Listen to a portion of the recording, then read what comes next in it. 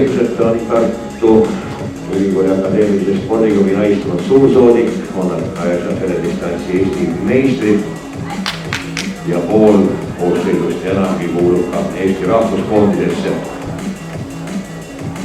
Kolmandat vahetust viimas siis seal Maarja Kalev, kes näidjate hulka Maris Mägi. Ja Maarja Kalev tuleb juba paraja edumaaga, et anda siis viimases vahetuses teatatud üle Jaanas Suumanile.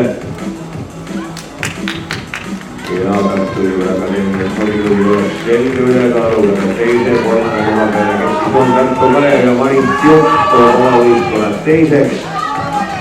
Nõmme tuleb kolmandaks ja selle